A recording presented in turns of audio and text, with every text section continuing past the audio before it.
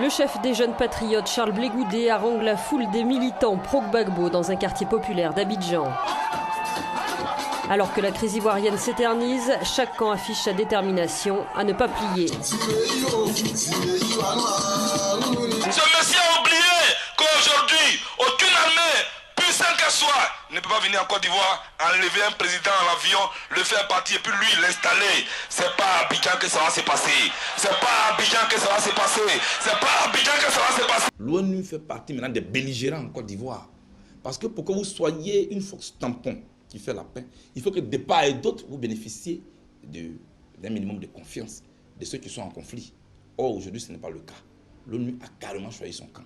Alors, elle nous dira, nous avons choisi le camp de celui que nous estimons avoir été élu légalement. Mais Laurent Gbagbo a été élu légalement et il était là. Il faut un dialogue inter-ivoirien. Il faut éviter maintenant les solutions des médiateurs, des facilitateurs. Quand vous avez mal à la tête, que vous avez pris un premier médicament qui n'a pas marché, il faut changer de médicament. Je suis convaincu que si Gbagbo Laurent et Alassane Ouattara s'asseyent à deux, enfermés dans une salle quelque part, ils trouveront une solution à la crise ivoirienne. Charles Blé Goudé devant le juge d'instruction de première instance d'Abidjan. Cette action s'inscrit dans le cadre des procédures judiciaires ouvertes contre lui à Abidjan. Dans les dédales politiques de la Côte d'Ivoire réside une figure envoûtante et contestée, Charles Blé Goudé. Blé Goudé incarne à la fois l'espoir et la controverse dans le paysage politique ivoirien. Son ascension fulgurante l'a propulsé du mouvement estudiantin à la scène politique nationale en tant que leader incontesté de la jeunesse. Pourtant, derrière le masque de l'activiste passionné se cachent des ombres troublantes. Accusé de manipuler les foules à des fins politiques et de servir les intérêts de quelques puissants, Blé Goudé a été au cœur de nombreuses controverses. Sa rhétorique enflammée et son style de leadership charismatique ont séduit autant qu'ils ont inquiété, laissant une empreinte indélébile sur l'histoire politique de la Côte d'Ivoire. Dans cette vidéo, nous plongerons au cœur de la vie tumultueuse de Charles Blé Goudé, explorant les alliances douteuses, les scandales politiques et les conflits qui ont marqué son parcours. À travers des témoignages exclusifs, des séquences d'archives rares et des analyses approfondies, nous tenterons de percer le mystère de cet homme qui a tant divisé et fasciné. Qui est réellement Charles Blé Goudé? Quelles sont ses motivations profondes et ses véritables aspirations politiques? À travers cette vidéo, nous vous invitons à découvrir la vérité derrière le personnage dans toute sa complexité et son ambiguïté.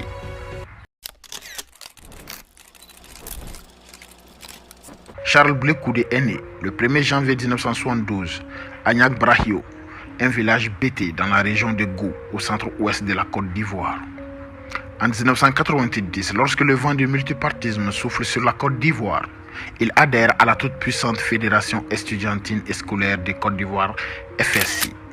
En 1991, alors élève en classe de terminale au lycée classique d'Abidjan, il passe dans la clandestinité le baccalauréat, série A1 avec succès. Orienté au département d'anglais de l'université de Cocody, il poursuit ses activités syndicales à la cité universitaire de Yopougon, où il occupe successivement les postes de secrétaire adjoint à l'organisation, secrétaire à l'information puis secrétaire à l'organisation de la section FSI de la dite cité. En 1996, il entre au bureau national pour assumer les fonctions de secrétaire national à l'organisation. En 1998, il est porté à la tête du mouvement par l'ensemble des élèves et étudiants pour un mandat de 2 ans qui se révélera comme l'un des plus mouvementés d'un secrétaire général élu. En effet, la répression du pouvoir PDCI, d'alors dirigé par Anekona Bédié, était des plus féroces. Ainsi, en 1999, Charles Blé Goudé est arrêté puis emprisonné sans jugement. Gravement malade, il fut enchaîné sur son lit d'hôpital. Cette image jeta l'émoi au sein de l'opinion nationale et internationale. En outre, à l'avènement de la junte militaire du général Robert Gueye au pouvoir en décembre 1999, la FSI est l'objet de convoitises de la part des forces politiques. Le mouvement est alors traversé par une grave crise idéologique. En mai 1999, le secrétaire général dut faire face à une dissidence menée par les partisans de l'inféodation du mouvement aux impérialistes et à leurs valets locaux, Alassane Ouattara notamment. Mis en déroute par la majorité des élèves et étudiants, Ils se réfugient dans 2 pays limitrophes, Burkina Faso, Mali, d'où ils reviendront sous la forme d'une rébellion armée pour renverser le pouvoir démocratiquement élu en place.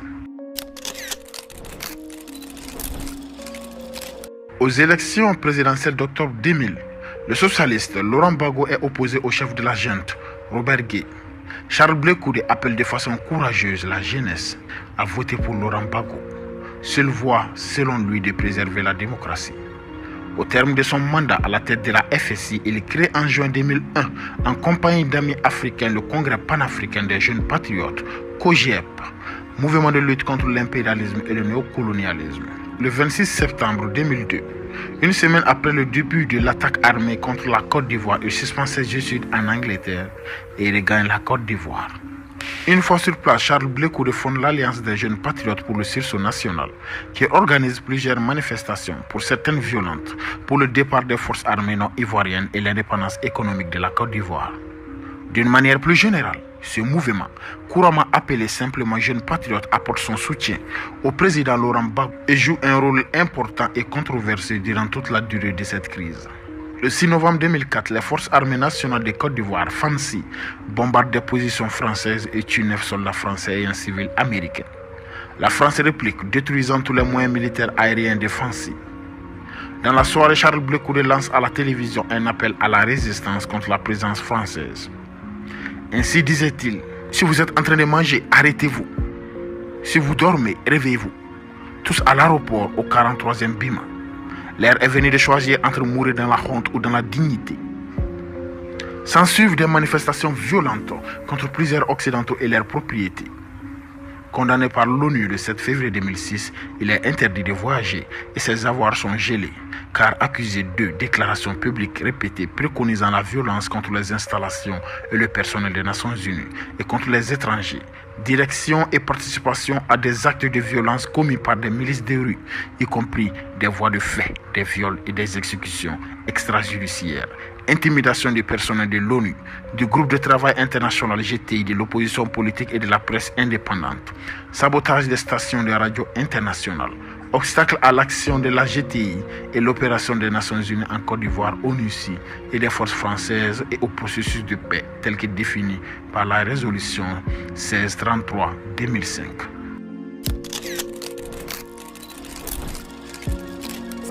En 2010 se déroule l'élection présidentielle ivoirienne. Ce scrutin est considéré comme la première élection libre depuis l'indépendance du pays en 1960, obtenue par Félix Houphouët-Boigny de la France. Le premier tour voit s'affronter 14 candidats.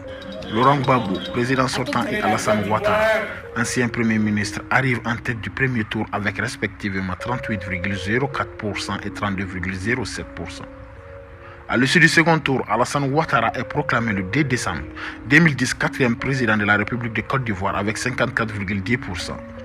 Mais le Conseil constitutionnel invalide les résultats dans les régions du Nord et annonce la réélection de Laurent Gbagbo avec 51,45%. Laurent Gbagbo nomme Blé Koudé ministre de la Jeunesse, de la Formation professionnelle et de l'Emploi dans le gouvernement du Premier ministre Gilbert Marimbo Aké, nommé par Laurent Gbagbo mais non reconnu par l'opposition et par la communauté internationale. Alassane Ouattara a le soutien de la communauté internationale. Laurent Gbagbo est celui du Conseil constitutionnel. Mais celui-ci refuse de quitter son poste. Cela entraîne une crise politique pendant plusieurs mois avec une guerre civile. Finalement, la déroute des forces pro-Gbagbo, après la reprise des combats en mars 2011 et l'approche des forces pro-Ouattara vers Abidjan, incite Charles Blé Koudé à vouloir prendre la fuite vers le Ghana le 12 mars 2011. Arrêté par la gendarme à Abouasso, il est prié par ces derniers de retourner vers la capitale économique afin de poursuivre son combat. Quelques jours après, le 21 mars, il mobilise une foule de jeunes ivoiriens venus s'enrôler dans les forces pro-Gbagbo. Il organise ensuite une grande manifestation de soutien au président Gbagbo près du palais présidentiel dans la soirée du 26 mars avec un campement sur place dans la nuit suivante qui rassemble entre 200 000 et 500 000 participants. Après l'assaut des forces armées d'Alassane Ouattara, le 11 avril 2011 contre le palais présidentiel d'Abidjan, tenu par Laurent Gbagbo et ses partisans, Charles Blé Koudé part en exil. Sous le coup d'un mandat d'arrêt international, il est arrêté le 17 janvier 2013 à Accra, détenu par la police ghanéenne puis extradé vers la Côte d'Ivoire le lendemain.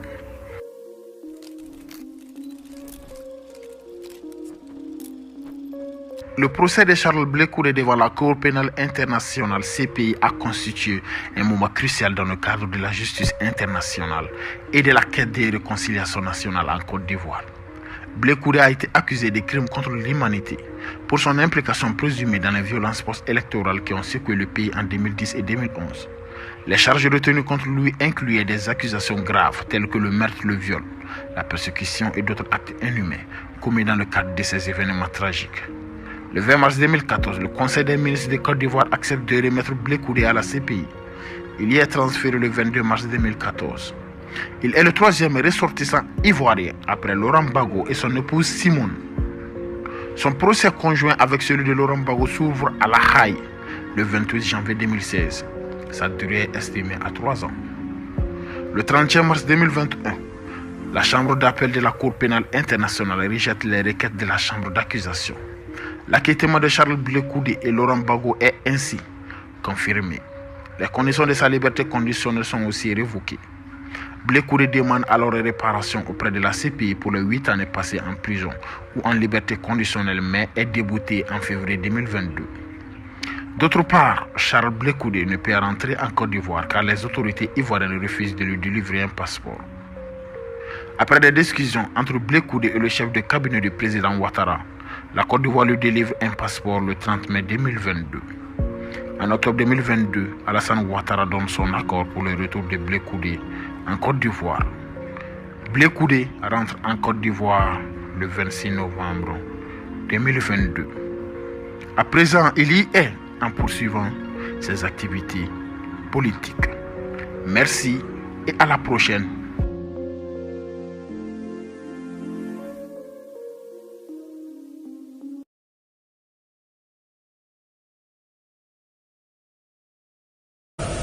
La jeunesse ivoirienne est en joie parce que un certain 24 décembre 1999, nous avons été libérés du joug de la dictature fascisante de M. Bédié. Après 2 mois à l'étranger, le président de l'Assemblée nationale, Guillaume Soro, est de retour en Côte d'Ivoire. Il entend prendre sa place dans le jeu politique. Condamné à la prison à vie, Guillaume Soro est reconnu coupable d'atteinte à la sûreté de l'État. Je n'irai pas plus loin dans mon exil. C'est pourquoi j'annonce, ici et maintenant, que je mets fin à mon exil. Entre 1995 et 1998, jeune et efflanqué, il était le chef du syndicat étudiant proche du parti de Laurent Gbagbo, la FC. Arrêté emprisonné pendant la dernière année du régime d'Henri Konan Bédié, il apprend alors la clandestinité. La FC, Fédération estudiantine et scolaire de Côte d'Ivoire, semble alors l'université de la politique pour toute une génération de militants ivoiriens, à un moment où l'université, du reste, s'effondre peu à peu et où la principale matière étudiée par les syndicalistes étudiants est la violence. Dans les années où il militait, Guillaume Soro n'en était pas là. Les armes allaient venir, mais un peu plus tard. En 2002, des militaires dont certains ont trempé dans les complots et tentatives de coup d'État, réussis ou pas depuis 1999, date du renversement de Henri Konan Bédié, tente un nouveau coup de force contre Laurent Gbagbo, cette fois après s'être préparé au Burkina Faso. Le coup échoue. Les loyalistes reprennent le contrôle d'Abidjan, mais les putschistes se regroupent en formation rebelle, dont l'organisation a été décidée dans le plus grand secret dans les villas de Ouagadougou, et prennent le contrôle du nord de la Côte d'Ivoire, qui est placé à leur tête. Surprise, Guillaume Soro, dirigeant une rébellion finalement baptisée Force Nouvelle ou FN. D'anciens alliés à ennemis du président Alassane Ouattara, Guillaume Soro, l'homme dont tout le monde se méfie, a toujours chevauché de postes ministériels à autres. Devenu président de l'Assemblée nationale de la Côte d'Ivoire, pendant plus de 8 ans, Guillaume Soro, l'homme à abattre, échappe à 6 tentatives d'assassinat. Acculé et pourchassé en raison de ses ambitions politiques, Guillaume Soro, l'homme qui dérange, s'est finalement contraint à l'exil. Aujourd'hui, nous allons voir raconter l'histoire d'un homme tout aussi discret que sombre.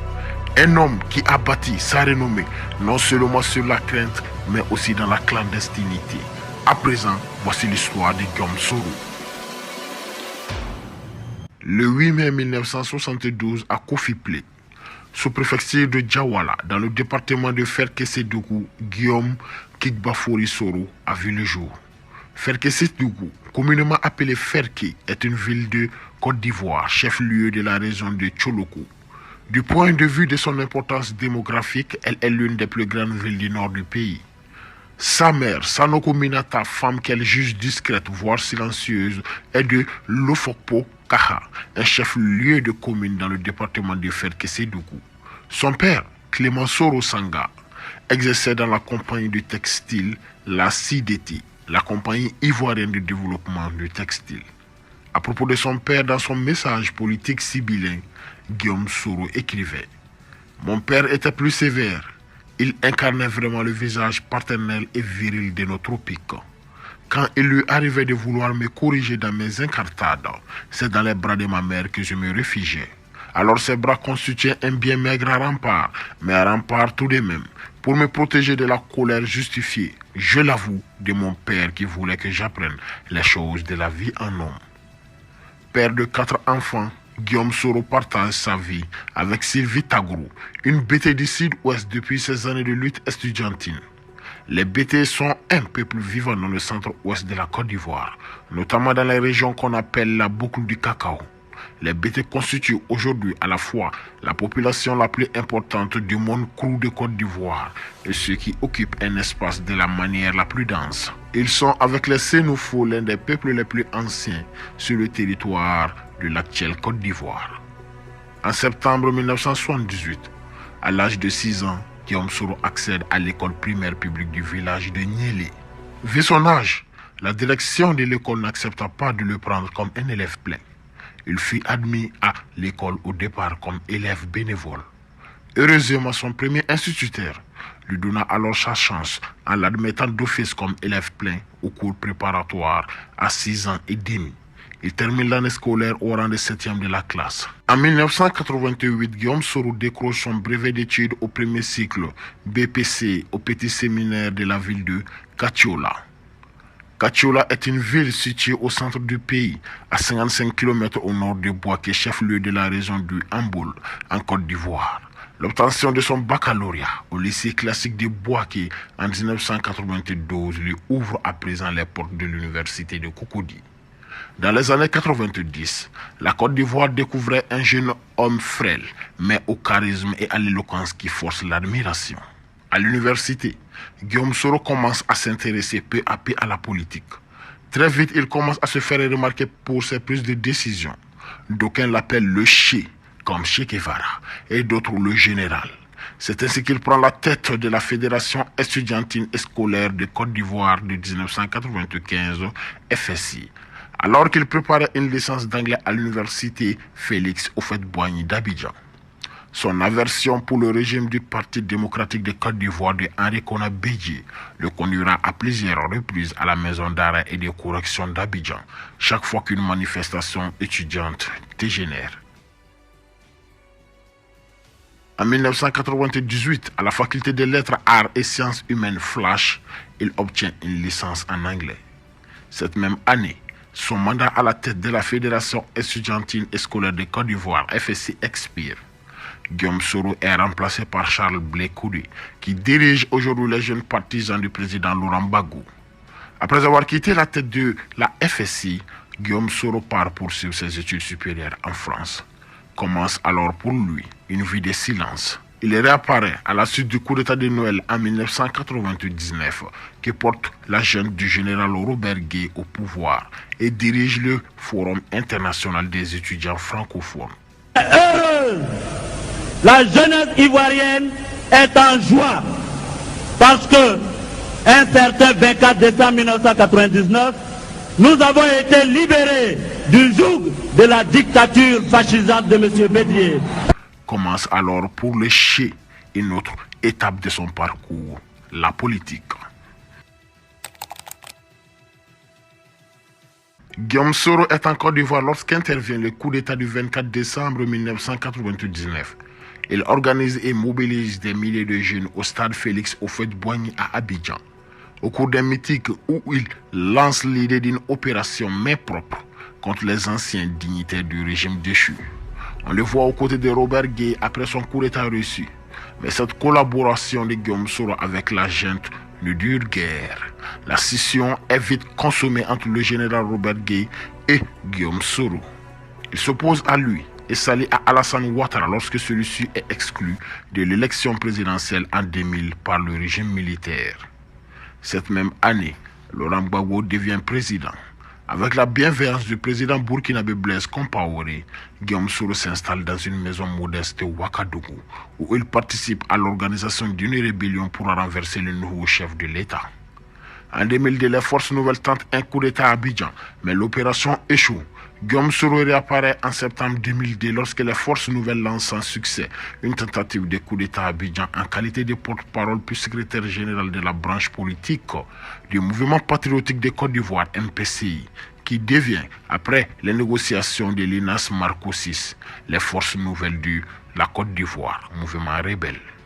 L'accord de l'INAS Marcosis, ou accord Kléber, a été négocié du 15 au 26 janvier 2003 en France, à l'INAS Marcosis. Cet accord visait à mettre un terme à la guerre civile de Côte d'Ivoire qui avait éclaté en septembre 2002. Nous sommes arrivés à Marcoussis pour négocier et récupérer les pouvoirs. Aujourd'hui, nous estimons que les pouvoirs ne sont plus aux mains de Gbagbo et qui vont être aux mains d'un Premier ministre qui va exercer le pouvoir et donc changer les choses. Autour de la table de négociation, les forces nouvelles, rebelles du Nord et les différents partis politiques du pays étaient invités par le président français Jacques Chirac pour négocier à huis clos les conditions de retour à la paix. L'accord a été signé au centre des conférences internationales avenue Kléber à Paris.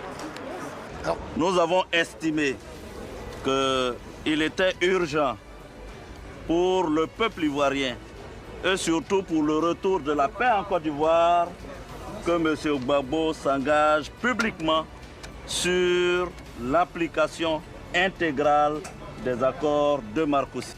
Après la signature de l'accord de Marcoussis, Guillaume Soro participe au gouvernement de réconciliation nationale de février 2003 à mai 2004, puis d'août 2004 à décembre 2005 comme ministre de la Communication.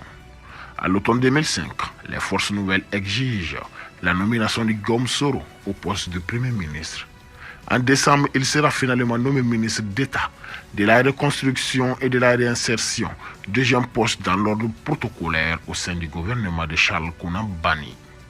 En janvier 2007, il accepte la proposition du président Laurent Gbagbo, son ennemi militaire puis politique depuis 2002, d'entamer un dialogue direct pour aller vers la paix et les élections. Le 4 mars à Ouagadougou, les deux hommes signent un premier accord de paix prévoyant notamment la formation d'un nouveau gouvernement dont Laurent Gbagbo lui propose de prendre la tête. Guillaume Soro entre en fonction le 4 avril et son gouvernement est installé 3 jours plus tard. Le gouvernement doit mettre en place notamment 2 points clés de l'accord politique de Ouagadougou. La préparation d'élections devant se tenir dans les 10 mois à compter de mars 2007, puis l'unification des forces armées, des forces nouvelles, FAFN et des forces armées nationales de Côte d'Ivoire, FANSI. A rappelé que Guillaume Soro a échappé à 6 tentatives d'assassinat. Les 2 plus marquantes sont certainement le guet-apens dans lequel il est tombé dans l'enceinte de la radiodiffusion télévision ivoirienne RTI le 27 juin 2003 ainsi que l'attentat du 29 juin 2007 contre le Fokker 100 qui le transporte. Finalement, après 6 reports et 5 ans d'incertitude, le premier tour de l'élection présidentielle est fixé au 31 octobre 2010 sur toutes les l'étendue du territoire ivoirien, ainsi que dans 19 autres pays où résidaient des citoyens ivoiriens. Ce scrutin est considéré comme la première élection libre depuis l'indépendance du pays, en 1960, obtenue par Félix Houphouët-Boigny de la France. Le premier tour voit s'affronter 14 candidats. Laurent Gbagbo, président sortant, et Alassane Ouattara, ancien premier ministre, arrivent en tête du premier tour avec respectivement 38,04% et 32,07%. Ils distancent Henri Konan Bédié 25,24%, Touakez Babri 2,57% et l'ensemble des candidats qui récoltent tous moins de 1%. À l'issue du second tour, Alassane Ouattara est proclamé le 10 décembre 2010 quatrième président de la République de Côte d'Ivoire avec 54,10%. Mais le Conseil constitutionnel invalide les résultats dans les régions du Nord et annonce la réélection de Laurent Gbagbo avec 51,45%. Il prête tous les 2 serments le 4 décembre 2010. Le 4 décembre 2010, alors qu'éclate une controverse sur les résultats du deuxième tour de l'élection présidentielle du 28 novembre, Guillaume Soro remet sa démission à Alassane Ouattara qui le reconnaît comme vainqueur légitime du second tour de l'élection face à Laurent Gbagbo, dont Guillaume Soro était le premier ministre depuis 2007. Alassane Ouattara a le soutien de la communauté internationale, Laurent Gbagbo celui du Conseil constitutionnel. Mais celui-ci refuse de quitter son poste. Cela entraîne une crise politique pendant plusieurs mois avec une guerre civile. Le 11 avril 2011, Laurent Gbagbo est arrêté par les forces de son rival qui est proclamé président le 6 mai 2011 par le Conseil constitutionnel. Alassane Ouattara est reconduit Guillaume Soro dans ses fonctions de Premier ministre. Soro forme alors son nouveau gouvernement le 6 décembre, dans lequel il détient également le portefeuille de la défense. Le 8 décembre, Soro accuse Laurent Gbagbo d'être un tricheur et de se comporter en dictateur. Il demande à la communauté internationale de faire pression pour que Gbagbo quitte le pouvoir. À la suite de la chute de Laurent Gbagbo et de l'arrivée à la présidence de la République d'Alassane Ouattara, Guillaume Soro forme son quatrième gouvernement le 1er juin 2011. Gouvernement qui prend fin le 8 mars 2012 à la suite de sa démission. Le 12 mars 2012, Guillaume Soro est élu à l'unanimité président de l'Assemblée nationale, ce qui fait de lui le deuxième personnage de l'État. Son mandat est marqué par une activité accrue et d'un rôle renforcé du Parlement. Il est par ailleurs amené à effectuer plusieurs voyages diplomatiques, notamment en Europe et en Asie. En mai 2016, lors de la 14e conférence parlementaire afro-arabe, Guillaume Soro est désigné président de cet organe parlementaire, cadre d'échange entre les députés africains et leurs homologues du monde arabe. Il est également membre de l'Assemblée des parlementaires francophones. En tant que président de l'Assemblée nationale, il centre ses actions principalement sur la jeunesse, les questions sociales, mais également sur les questions liées à l'environnement. Il appelle régulièrement à une lutte plus efficace contre les inégalités et à une croissance plus inclusive, en assurant une meilleure répartition des fruits de la croissance. Lors de son discours de Nouvel An au personnel de l'Assemblée nationale et aux députés, il invite d'ailleurs ces derniers à placer la dernière année de la législature sous le sceau du social et de la solidarité aux plus vulnérables. Il déclare également l'année 2016 comme année de solidarité. Au lendemain de l'attentat de Grand Bassam en 2016, Guillaume Soro fait part de ses propositions de réformes en matière sécuritaire. Il propose ainsi de créer des unités antiterroristes ou des forces spéciales afin de faire face à la menace terroriste grandissante. Selon lui, une réforme des services de renseignement ivoiriens afin de donner plus de place au renseignement humain s'avère nécessaire ainsi qu'une meilleure coopération entre les services de renseignement régionaux. Afin d'apaiser des tensions religieuses susceptibles d'être exploitées par des mouvements terroristes, il se prononce en faveur d'un État laïque et appelle à une pacification des relations entre le nord musulman et le sud chrétien et animiste. Il est réélu président de l'Assemblée nationale en 2017. À l'issue des mutineries de janvier et mai 2017, l'ancien chef rebelle est accusé par une partie de l'entourage du président d'Alassane Ouattara d'avoir encouragé, voire fomenté cette dernière. La presse internationale se faisant l'écho de son rôle trouble. Ces accusations se fondent notamment sur la découverte d'un important stock d'armes à Bouaké, dans une maison appartenant à son directeur du protocole, Souleymane Kamagate Kone, alias Soul to Soul. Et ce, bien que Guillaume Soro assure que les armes étaient stockées là depuis la crise post-électorale de 2011.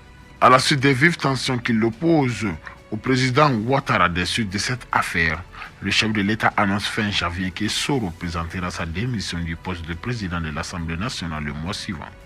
Soro ne rejoint pas le nouveau parti, Rassemblement des Oufétistes pour la démocratie et la paix dirigé par Ouattara, et annonce sa démission le 8 février 2019 au cours d'une session extraordinaire de l'Assemblée nationale. En octobre 2019, Soro annonce sa candidature à l'élection présidentielle d'octobre 2020. Dans la foulée de l'annonce de sa candidature, Guillaume Soro lance un mouvement citoyen, Génération et Peuple solidaire, qui vise à réunir l'ensemble des organisations pro-Soro, comités politiques, Mouvement pour la promotion des nouvelles valeurs en Côte d'Ivoire MVCI, Rassemblement pour la Côte d'Ivoire RACI, Alliance nationale pour le changement ANC, en vue de l'élection présidentielle. En octobre, Soro annonce son retour en Côte d'Ivoire pour le 9 novembre après 6 mois à l'étranger. Le 20 décembre 2019, le Trésor saisit le procureur de la République d'une plainte contre Guillaume Soro et autres pour des actes de concussion et des faits de détournement de deniers publics commis en 2007 alors qu'il occupait les fonctions de Premier ministre. 3 jours plus tard, le procureur de la République annonce que la direction de la surveillance du territoire l'a informé que Guillaume Soro, qui séjournait à l'étranger, projetait d'attenter à l'autorité de l'État et à l'intégrité du territoire national. Un mandat d'arrêt international est émis le même jour pour tentative d'atteinte à l'autorité de l'État et à l'intégrité du territoire national. Saisie par Guillaume Soro, la Cour africaine des droits de l'homme et des peuples demande fin avril 2020 la suspension de l'exécution du mandat d'arrêt international contre Soro et la remise en liberté de 19 de ses proches ou partisans de Soro qui ont été arrêtés depuis décembre 2019. Cette décision pousse la Côte d'Ivoire à retirer la capacité des personnes privées de saisir le CADHP.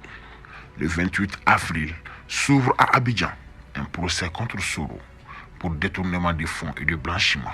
Il lui est reproché l'achat d'une villa dans le quartier résidentiel de Marcory en 2007 avec des fonds de l'État. Le procès se déroule sans Soro en exil et sans ses avocats qui dénoncent une parodie de procès. Après un procès de 3 heures, Soro est reconnu coupable de recel de détournement de deniers publics et blanchiment de capitaux. Il est condamné à 20 ans de prison, 4,5 milliards de francs CFA d'amende et à la privation de ses droits civiques pendant 5 ans. En novembre 2020, étant en exil en France, le président français Emmanuel Macron déclare que la présence de Guillaume Soro en France n'est pas souhaitée. Après l'appel de Soro à une insurrection en Côte d'Ivoire pour protester contre le 3e mandat contesté du président Alassane Ouattara. Selon RFI, la France aurait demandé à Soro de quitter le territoire français. En mai 2021, Guillaume Soro est jugé par contumace pour atteinte à l'autorité de l'État, complot et diffusion de fausses informations tendant à jeter le discrédit sur les institutions et le moral des populations. Une vingtaine de ses proches sont aussi jugés dans ce procès. Le 23 juin 2021, il est condamné à la prison à perpétuité dans l'affaire de la tentative de coup d'État en décembre 2019. La justice ivoirienne émet à son encontre un mandat d'arrêt international. En mai 2023, Guillaume Soro annonce son intention de présenter sa candidature pour l'élection présidentielle de 2025. En novembre 2023, il déclare avoir été victime d'une tentative d'enlèvement en Turquie où il réside de la part des policiers ivoiriens. Soro annonce le même mois mettre fin à son exil. Cette annonce est perçue comme celle d'un retour en Côte d'Ivoire ou dans un autre pays africain. Le 13 novembre 2023, il est reçu à Niamey par le général Abdourahmane qui a pris le pouvoir au Niger après le coup d'État qui a évincé Mohamed Bazoum du pouvoir le 26 juillet 2023. Quelques jours plus tard, il est reçu par le président de la transition au Burkina Faso, le capitaine Ibrahim Traoré. Pensez-vous que Guillaume Soro pourra de sitôt refouler le sol ivoirien? Donnez-nous votre avis en commentaire.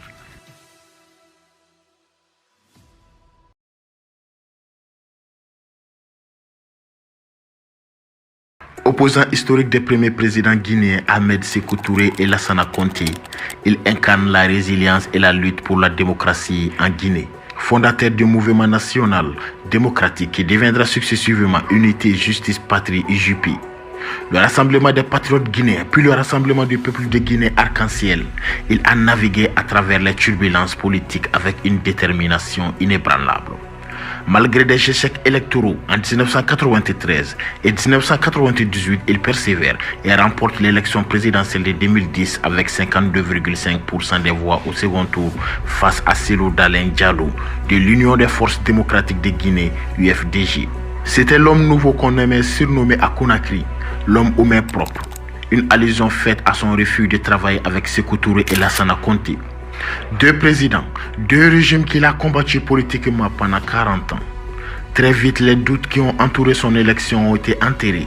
Carte blanche lui a été donnée car son parcours politique, son militantisme et les valeurs qu'il a défendues étaient en harmonie avec les attentes de la population. Il incarnait le renouveau, le changement et l'espoir. Il faisait l'objet d'un grand mythe à raison de toute une vie passée en exil forcé et parfois choisi en France.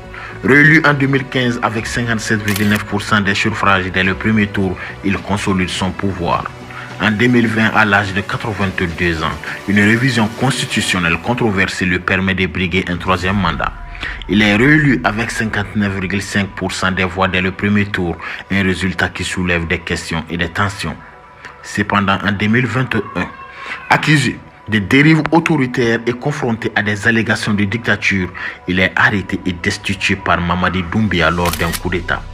Cet événement marque un tournant dramatique dans l'histoire politique de la Guinée. Voici à présent l'histoire de Alpha Condé.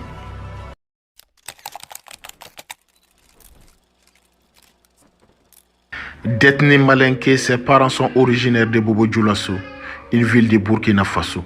Son père est venu dans la région de Kankan, Haute-Guinée, pendant la période coloniale comme cuisinier. Scolarisé à l'âge primaire à Conakry puis au collège séminaire des pères de Dingsine, Alpha Condé part en France à l'âge de 15 ans après avoir eu son brevet. Élève en classe de seconde au lycée Pierre de Fermat de Toulouse, il poursuit son cursus à Louviers, où des relations de son père le confient au maire Pierre Mendès France, qui devient son tuteur pendant ses années de première et terminale. Au lycée Turgot à Paris, il sympathise avec Bernard Kouchner, qu'il considère comme son frère, et passe son baccalauréat dans la capitale. Après un passage à la Sorbonne, Alpha Condé obtient une licence en sociologie puis un diplôme d'études supérieures, DS, avant de devenir docteur d'État en droit public à la faculté de droit de l'université Paris 1. Alpha Condé commence sa carrière en tant qu'enseignant, chargé de cours à la faculté de droit et scientifique économique de Paris 1. Il dit avoir été victime d'une agression le 28 mai 1970 à Paris, affirmant avoir reçu des coups de crosse et des coups de mousqueton, en même temps que des injures comme sale nègre. Il aurait souffert d'une double fracture du nez et d'une fêlure du palais. En 1977, dans la foulée de la rencontre tripartite de réconciliation à Monrovia entre les présidents Sékou Touré, Félix Houphouët-Boigny et Léopold Sédar Senghor, Alpha Condé crée le mouvement national démocratique MND avec le professeur Alpha Ibrahima Sow, Bayo Khalifa et d'autres fondateurs. Le MND subira plusieurs mutations de la lutte clandestine à la lutte semi-clandestine et enfin à la lutte légale depuis 1991. Le MND devient ensuite Unité, Justice Patrie, UJP, le Rassemblement des Patriotes Guinéens, RPG, puis le Rassemblement du Peuple de Guinée, également RPG. Alpha Condé rentre en Guinée à la suite de l'ouverture démocratique des années 1990, fruit d'un long combat mené entre autres par Ba Mamadou, Serandiou Diallo, Mansour Kaba, etc. Le multipartisme intégral adopté par le régime du président Condé, autorisant la présence de plusieurs partis d'opposition en Guinée. Puis Alpha Condé prend part à la première élection multipartite du pays en décembre 1993 après 30 ans de régime autoritaire. Lors du scrutin, Condé est un des challengers de Lassana Conté, président depuis le coup d'État de 1984. Le général Conté est déclaré vainqueur avec 51,7% des voix, tandis que les observateurs nationaux et internationaux chargés de la supervision du scrutin dénoncent un fort climat de fraude et que l'opposition conteste unanimement les résultats officiels. Les partisans de Condé s'insurgent, particulièrement contre l'annulation par la Cour suprême de la totalité des résultats pour les préfectures de Kankan et Sigiri, où Alpha Condé était vraisemblablement forte majoritaire. Condé demande à ses militants de ne pas prendre le risque d'entraîner une guerre civile et de concentrer leurs efforts sur le scrutin suivant. À l'élection présidentielle de décembre 1998, Alpha Condé se présente de nouveau, mais est arrêté et emprisonné à la suite d'une tentative d'évasion avant la fin du scrutin. Les résultats officiels publiés par le gouvernement déclarent Lassana Conté vainqueur du premier tour avec 56,1%, suivi de Mamadou Boimba avec 24,6%. Le 16 décembre, 2 jours après le scrutin, nombreux dirigeants de l'opposition sont arrêtés pour préparation présumée d'une rébellion contre la dictature en place. Les mois suivants, des exactions sont commises par des forces militaires sur les sympathisants de l'opposition. Alpha Condé est maintenu en prison pendant plus de 20 mois avant que le gouvernement ne constitue une cour spéciale pour le juger. Cette incarcération sans procès soulève un fort mouvement de protestation internationale. Amnesty International dénonce une violation des droits de l'homme et le Conseil de l'Union interparlementaire, une violation de l'immunité parlementaire dont Alpha Condé bénéficie en tant que député guinéen. De nombreuses voix s'élèvent tout au long de son emprisonnement pour demander sa libération immédiate, parmi lesquelles celle d'Albert Bourget, qui organise un important mouvement de soutien envers Alpha Condé, appelé le Comité de libération, ou de Tikenja Fakouli, auteur de Libérer Alpha Condé, adressé au général Lassana Conté, que la jeunesse transforme en hymne à la gloire des martyrs et prisonniers politiques africains. Alpha Condé reçoit également le soutien de chefs de diplomatie étrangers, à l'instar de Madeleine Albright, États-Unis, qui se déplace à Conakry même. En France, le président Jacques Chirac s'implique personnellement. Sa mobilisation vient renforcer les multiples requêtes d'autres chefs d'État en demandant officiellement la libération rapide d'Alpha Condé. L'affaire d'Alpha Condé, comme elle est souvent décrite dans la presse, donne lieu à un procès retentissant et marque un tournant politique important pour la Guinée. Le 11 septembre 2000, à l'issue d'un procès commencé le 12 avril précédent devant la Cour de sûreté de l'État guinéen, spécialement constituée à cet effet, il est condamné à 5 ans de réclusion criminelle pour atteinte à l'autorité de l'État et à l'intégrité du territoire national et emploi illégal de la force armée. Son jugement est décrié dans la presse africaine et internationale. Alpha Condé est finalement libéré le 18 mai 2001 après avoir fait l'objet d'une grâce présidentielle 28 mois après son arrestation. À partir de la mort de Lassana Conté et de la prise du pouvoir par la junte militaire de Moussa Dadis Camara en 2008, Alpha Condé appelle au retour d'un pouvoir civil et à la tenue d'élections transparentes. Il le fait au sein des forces vives, constituées de l'opposition, des syndicats et des autres acteurs de la société civile. Dans une tribune publiée par le journal Le Monde en janvier 2010, il déclare que les massacres du 28 septembre 2009 au stade de Conakry mettent en évidence la nécessité d'une rupture complète avec le passé. En février 2010, Alpha Condé annonce la candidature de son parti au scrutin présidentiel de juin suivant. Alpha Condé arrive en deuxième position du premier tour avec 18,25% des voix, loin derrière l'ancien premier ministre Cellou Dalein Diallo, 43,60%. Cette deuxième place est contestée par le candidat déclaré troisième par la Commission électorale nationale indépendante CENI, Sidya Touré, 13,03%, qui affirme que la junte militaire au pouvoir, dirigée par Sekouba Konaté, a permis les résultats sous la pression de la coordination mandingue. Le second tour a lieu 4 mois plus tard, au lieu de 2 semaines. Le 15 novembre 2010, Alpha Condé est déclaré vainqueur de l'élection présidentielle par la CENI avec 52,52% des voix face à Cellou Dalein Diallo. La Cour suprême valide l'élection le 3 décembre suivant. Alpha Condé est investi président de la République le 27 décembre 2010 à Conakry, en présence de 13 chefs d'État africains et de délégations gouvernementales d'autres continents. Il promet une ère nouvelle et annonce son intention de devenir le Mandela de la Guinée, en unifiant et développant son pays. 3 jours après son investiture, il nomme l'économiste Mohamed Saïd Fofana au poste de Premier ministre. Le 19 juillet 2011, soit 8 mois après son élection à la présidence, des militaires attaquent sa résidence privée de Conakry, dont une partie est soufflée par une roquette. Alpha Condé s'en sort indemne, mais un membre de la garde présidentielle est tué.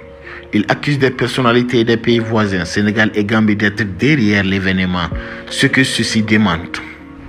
Entre-temps, le pays connaît une croissance annuelle relativement importante, 4% en moyenne, malgré une stagnation du PIB en 2015. Dans le même temps, le chômage reste stable à 4,5% et l'inflation passe de quelques 20% à 10%. Par ailleurs, le pays voit sa dette publique passer de 68% à 19% du PIB, tandis que le déficit public qui s'élevait à 14% en 2010 devient un excédent 0,6% en 2017.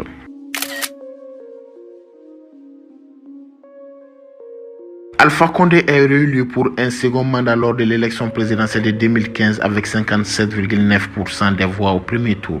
Cellou Dalein Diallo arrive en deuxième position avec 31,4% des suffrages exprimés.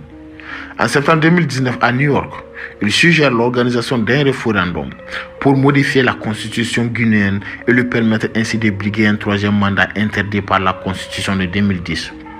En réaction à un important mouvement de contestation, le mouvement FNDC, fédérant les principaux partis d'opposition, le FDG de Cellou Dalein Diallo et l'UFR de Sidya Touré, ainsi que les plus importantes organisations de la société civile, se dressent contre l'initiative présidentielle. Il fait reporter les élections législatives du 16 février au 1er mars 2020 et annonce la tenue simultanée d'un référendum constitutionnel. L'opposition guinéenne s'oppose à la tenue d'un référendum sur la réforme de la Constitution. Le référendum et les législatives ont finalement lieu le 22 mars 2020. Le 31 mars 2020, son parti annonce qu'Alpha Condé sera candidat à un troisième mandat lors de l'élection présidentielle d'octobre. Durant plusieurs mois, cette perspective suscite une vague de protestations qui fait des dizaines de morts. Le président sortant se présente alors comme le candidat des femmes et des jeunes. Le 18 octobre, il est réélu à l'issue du premier tour du scrutin avec 59,5% des voix. Son principal opposant, Cellou Dalein Diallo, qui s'était proclamé vainqueur du scrutin avant la publication des résultats, est crédité de 33,5% des suffrages par la Commission électorale nationale indépendante. Alpha Condé prête serment le 15 décembre devant la Cour constitutionnelle, devenant ainsi président pour la troisième fois et appelle l'opposition à cesser les violences et est investi le 21 décembre 2020 pour un mandat de 6 ans par le président de la Cour constitutionnelle Mohamed Lamine Bangoura.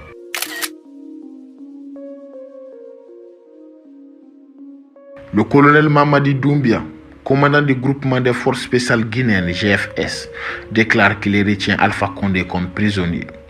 Le colonel annonce la suspension de la Constitution, la dissolution des institutions comme le gouvernement ainsi que la fermeture des frontières. Il est placé en résidence surveillée.